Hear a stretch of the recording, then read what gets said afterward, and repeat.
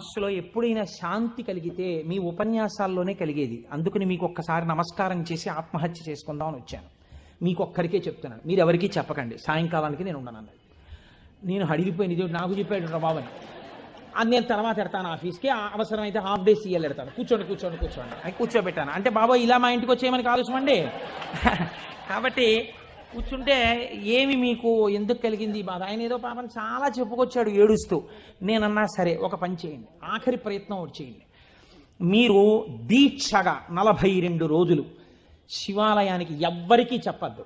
ప్రదోష వేళలో వెళ్ళి శివ ప్రదక్షిణం చేసి మీరు ఏమీ చెప్పకండి. మీరు చెప్పగలిగినంతసేపు శివాలయం అరుగు మీద కూర్చుని శివ శివ శివ శివ శివ శివ ఇదొకటే. ఒక 42 రోజులు ఈ దరిద్రాన్ని, మీ కష్టాలని అనుభవించి చూడండి అన్నాడు. మీరు నమ్ముతారా? ఆ వ్యక్తి నా దగ్గరికి వచ్చి నా జీవితంలో ఆశించని రీతిలో నా జీవితానికి ఒక కొత్త మలుపు తిరిగిందండి, నేను వరంగల్ వెళ్ళిపోతున్నాను, నేను సెటిల్ అయిపోతున్నానని చెప్పాడు. ఆ వ్యక్తే నాకు ఈ మధ్యనే మళ్ళీ ఫోన్ చేసి, కోటేశ్వరారు ఇప్పుడు నేను ఎంత ఆనందంగా ఉన్నాను అనండి, ఒక్కసారి మీరు ఏమైనా వరంగల్ వస్తారేమిటండి ఉపన్యాసాలకి, మీ దర్శనానికి వద్దాం అనుకుంటున్నాను, నేను కూడా కాకినాడ అన్నాడు. అయ్యా మీరు ఎప్పుడైనా కాకినాడ ఇప్పుడు అక్కర్లేదు, ఇప్పుడో తర్వాత వద్దురు కానీ, నేను వరంగల్ ఇప్పుడు మాత్రం రావట్లేదు, నేను వరంగల్ వస్తే చెప్తాను, అప్పుడు మీరు నా దగ్గరికి వద్దురు కానీ తప్పకుండా దర్శనానికి అన్నాడు. కళ్యాణి అందులో అంటారే, ఏతి జీవంతిమానందో నరం వర్ష శతాదపి అంటుంది సుందరకాండ. 100 ఏళ్ళు బతికిన వాడు శుభాన్ని చూస్తాడు. అందుకే తొందరపడి ఏదో సమస్య ఉందని ఆత్మహత్యలు చేసేసుకుంటాం ఇలాంటి మాటలు అనకూడదు. కాబట్టి చూడండి, శివుడు ఉద్ధరించగలడు అనడానికి ప్రత్యక్ష ప్రమాణం మనకే ఉంది కదా. శివం అంటే మంగళం, శోభనం, శ్రేయస్సు, కళ్యాణం. ఏ శుభము నీకు కావాలన్నా శివానుగ్రహముగానే వస్తుంది. శివానుగ్రహము కలిగితే నీ ఇంట సర్వమంగళములు జరుగుతాయి. అందుకే శంకర భగవత్పాదాచార్య స్వామి శివానంద లహరిలో ఒక మాట అంటారు, అసలు శివ నిన్ను చూసి ఏదేదో అనుకుంటుంటారు, అసలు నీ స్వరూపం ఒక్కసారి ఆలోచించు. శంకర నాకు శుభం ఇయ్యని అడగడానికి నీకు నేనేమి ఇచ్చివను? కరస్తే హేమాద్రౌ, ఒక చేతిలో నువ్వు మేరు పర్వతం బంగారు కొండ పట్టుకున్నావు, బంగారు కొండే నీకుంది, ఇంకేమివ్వను?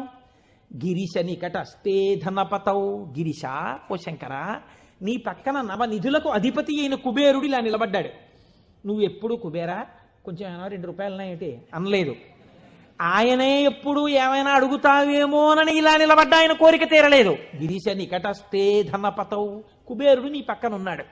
గృహస్థే స్వర్భూజామరసురభి చింతామణిగణే, నీ ఇంట కల్పవృక్షాలు, కామధేనువులు, చింతామణులు రాసులు పోసి ఉన్నాయి.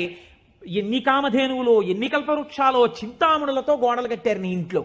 పోన్లేవయ్యా ఇవన్నీ ఉన్నాయి కానీ నీకేదో మోక్షం ఇస్తాను, నీకేమైనా అనారోగ్యం వస్తే తగ్గిస్తానడానికి, నీ యొక్క శిరస్సు మీద సీతాంశు చంద్రబింబం ఉంది, చంద్రరేఖ ఉంది, కాబట్టి మోక్షం ఇచ్చే అధికారం నీకుంది. ఇంకా నీకు నేనేమివ్వను? నాది నాది అన్నది ఒక్కటి ఉంది నా దగ్గర, నీది కాదని నా దగ్గర ఉన్నది అన్నది ఏమిటో తెలుసా? కమర్థం దాస్యేహం భవతు భవదర్థం మమ మనః. నాది అని అస్తమానం నన్ను బంధనంలో పడేసే ఈ మనస్సు నీకు ఇచ్చేస్తా, బుచ్చేసుకో. ఏదో రకంగా ఆయన పాదాల దగ్గర చేరడానికి శంకరాచార్యులు వారు మన కోసం చేసినటువంటి శ్లోకం కమర్థం దాస్యేహం భవతు భవదర్థం మమ మనః. మమ అన్న చోట నేను అన్న శబ్దం శంకరాచార్యుల వారి కోసం అండి, ఆయన అపరశంకరుడు, మన కోసం. ఇది జగద్గురువుల యొక్క కారుణ్యం. కనుక అటువంటి శంకరుడికి మీరేమివ్వాలి? మీరేమి ఇవ్వక్కర్లేదు, కానీ మీరు ఇలా నమస్కరిస్తే చాలు, ఒక్కసారి శివ అంటే చాలు, ఆయన పొంగిపోతాడు. అందుకు కదా మనం ప్రదోష వేళలో ఉపన్యాసం మొదలు పెట్టే ముందు శివాష్టోత్తర శతనామ స్తోత్రాన్ని ఒక్కసారి అనుసంధానం చెయ్యాలి అని మనం అనుకుంటున్నాం. బాగుందండి మీరు చెప్పింది, శంకరుడు అంతటి గొప్పవాడే, ఇంతవరకు బాగుంది, కానీ ఇలా ఆయన ఎప్పుడూ మా కంటితో మేము చూడని రూపంలో ఉండడమేనా, లేకపోతే మాకు ఇంతకన్నా ఏమైనా గొప్ప ఉపకారం చేశారా? కదిలినటువంటి శివుని యొక్క స్వరూపాన్నే నటరాజమూర్తి అని పిలుస్తాం. తనలో తాను రమించిపోతున్నటువంటి శివుడు అలలు లేని సరస్సు, కాబట్టి తనలో తాను రమిస్తుంటాడు, కదలిక ఉండదు. ఇప్పుడు అదే శివుడు సృష్టికర్త, స్థితికర్త, ప్రళయకర్తగా ఉన్నాడు అనుకోండి, కదులుతూ ఉంటాడు. ఈ కదిలినప్పుడు నటరాజు నాట్యం చేస్తుంటాడు. నటరాజు సృష్టి స్థితి ప్రళయకర్త అయి నటిస్తున్నప్పుడు పక్కన దగ్గరగా ఎవరైనా నిలబడతారా? నిలబడి అలా చూస్తూ సంతోషపడిపోయే వాళ్ళు ఎవరైనా ఉన్నారా నటరాజుని? శ్రీ మహావిష్ణువు అంతటి వారు అసుర సంధ్య వేళలో మధ్యలో వాయిస్తూ ఉంటారు, శంకరుడు నాట్యం చేస్తుంటే ఇద్దరే చూస్తారు. అలాగా మిగిలిన వాళ్ళందరూ నటరాజ తాండవమునందు సహాయం చేస్తుంటారు. ఆ ఇద్దరెవరో తెలుసా? ఒకరు వ్యాఘ్రపాదుడు, ఒకరు పతంజలి. వీళ్ళిద్దరే చూస్తూ ఉంటారు. వ్యాఘ్రపాదుడి యొక్క శరీర అధోభాగం పులిగా ఉంటుంది, పతంజలి యొక్క శరీర అధోభాగం పావుగా ఉంటుంది. పతంజలి ఆదిశేషుని యొక్క అంశ. ఈ పతంజలి వ్యాకరణానికి మహాభాష్యం చేశారు. ఈ పతంజలి 1000 నాలుకలతో సమాధానం చెప్పేవారు. ఒకానొకసారి ఈ పతంజలి మహర్షి దగ్గరికి 1000 మంది శిష్యులు వచ్చి, అయ్యా మీ దగ్గర మేము వ్యాకరణం నేర్చుకోవాలనుకుంటున్నామని అడిగారు. పతంజలి మహర్షి అన్నారు, సరే మీకు 1000 మందికి నేను నేర్పుతాను ఏకకాలంలో. ఎవరు ఏ స్థాయిలో ఉన్నారో ఆ స్థాయిలో పాఠం చెప్పేస్తారు. వ్యాకరణ మహాభాష్యం చెప్పేటప్పుడు 1000 మంది 1000 రకాలైన ప్రశ్నలు వేస్తారు. 1000 మందికి ఒకేసారి జవాబు చెప్పాలి. కాబట్టి ఇప్పుడు తాను ఎలా చెప్పాలి? తాను ఆదిశేషుడు కనుక శేషాంశతో చెప్పాలి, 1000 నాలుకలతో చెప్తాను. కానీ 1000 నాలుకలతో చెప్పినప్పుడు ఒక ప్రమాదం ఉంది. శేషాంశతో ఉంటాను, దానిలో విషపు గాలి కూడా వస్తుంది. ఎదురుగుండా కూర్చున్నవాడు బూడిదైపోతాడు. కాబట్టి తెర అడ్డం కడతాను. ఇది చిదంబరంలో జరిగిందండి యథార్థంగా. నేను ఒక తెర అడ్డం కట్టి లోపల నేను కూర్చుంటాను, మీరు బయట కూర్చోండి. మీరు ప్రశ్నలు అడుగుతూ ఉండండి, నేను చెప్పేస్తుంటాను 1000 నాలుకలతో.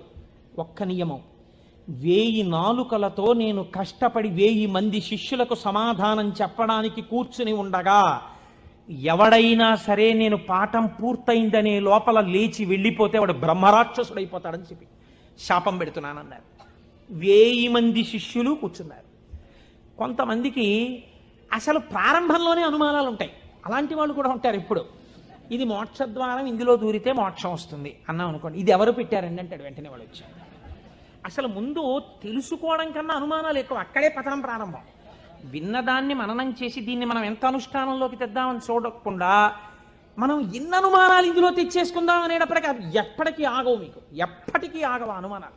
ఇప్పుడు ఏమైపోయింది, ఇందులో ఒకటికి అనుమానం వచ్చింది, ఏటో వెళ్ళిపోతే బ్రహ్మరాక్షసుడు అంటున్నాడు. ఈ మాట వినగానే అసలు నాకు తోచడం మానేసింది. అసలు ఈయన మొదలెట్టే లోపలే కాసేపు బయటికి వెళ్ళి తిరిగి వస్తే మనశ్శాంతిగా ఉంటుంది. పాఠం మొదలెట్టే లోపల వచ్చేద్దామని ముందే వెళ్ళిపోయాడు ఆయన. పాఠం మొదలెట్టేటప్పటికి వద్దాం, కాస్త మనశ్శాంతి వస్తుంది. లేకపోతే ఈయన ఏమిటో లోపల నేను 1000 నాలుకలు అంటున్నాడు, తెరత్తకూడదు అంటున్నాడు, ఓరు నాయనో ఇదంతా ఏ గొడవగా ఉంటుందో, వెళ్ళిపోతే బ్రహ్మరాక్షసుడు అంటాడు. ముందే కాస్త తిరిగి వస్తే, అలా తిరిగి వచ్చేస్తే కాస్త మనశ్శాంతిగా ఉంటుంది, అప్పుడు వచ్చి కూర్చుందాం పాఠానికని ముందే వెళ్ళిపోయాడు. అంటే ఎలా ఉంటారో చూడండి లోకం. ఇప్పుడు పతంజలి వ్యాఖ్యానం మొదలుపెట్టారు, 1000 నాలుకలతో చెప్పేస్తున్నారు ఆయన పాఠం. ఒక ఆయనకి అనుమానం వచ్చింది, ఏమిట్రా 1000 మంది అడుగుతున్నాం, 1000 మందికి చెప్పేస్తున్నాడు సమాధానాలు, ఎలా చెప్తున్నాడు రా ఈయన? తెరడ్డం కట్టాడు, నేను చెప్తాను లేండి అన్నాడు. నిజంగా అసలు ఎలా చెప్పగలుగుతున్నాడో ఒక్కసారి చూద్దామని. చూడండి, సేవ చేస్తున్నారు పరమాత్మకేని తెరడ్డం పెడితే ముందు వరుసలో కూర్చున్నవాడు తెరెత్తి చూస్తుంటాడు, ఎంత తప్పది అంటే అది కూడా భక్తి. కాబట్టి అలా ఆ పతంజలి అటు కూర్చుని ఉండగా ఒక శిష్యుడు ఏం చేశాడంటే మెల్లిగా తెరెత్తాడు. తెరెత్తి చూశాడు. చూసేటప్పటికి విషపు గాలి వాడు ఒక్కడి మీదకే పెడుతుందా? ఈ 999 మంది బూడిదైపోయారు. అట్నుంచి ప్రశ్న ఆగిపోయింది. ఆగిపోగానే పతంజలికి అనుమానం వచ్చింది, ఏదో జరిగిందని. ఆయన పాఠం ఆపి లేపి తెర తీసి చూశారు, బూడిద రాసులు ఉన్నాయి. అరేరే చచ్చిపోయారా 1000 మంది అనుకున్నారు. ఇంతలో పాఠం వినడానికి కొంచెం మనశ్శాంతితో వద్దామన్నవాడు వచ్చాడు. నువ్వు ఎక్కడికి వెళ్ళావురా అని అడిగారు ఆయన. అది నేను చెప్తాను కానీ వీళ్ళు ఏంటంటే 999 బూడిద కుప్పలు ఏమిటండి అన్నాడు. వాడు బుర్ర మరీ పాడైపోయాడు. ఆయన అన్నారు, కంగారు పడకు, నేను ముందే చెప్పాను కదా తెరత్తద్దని. ఎవడో ఎత్తాడు, బూడిదైపోయారు. ఎవడి నామస్మరణ వలన కేవలము శుభమే జరుగుతుందో వాడిని శివ అని పిలిచారు.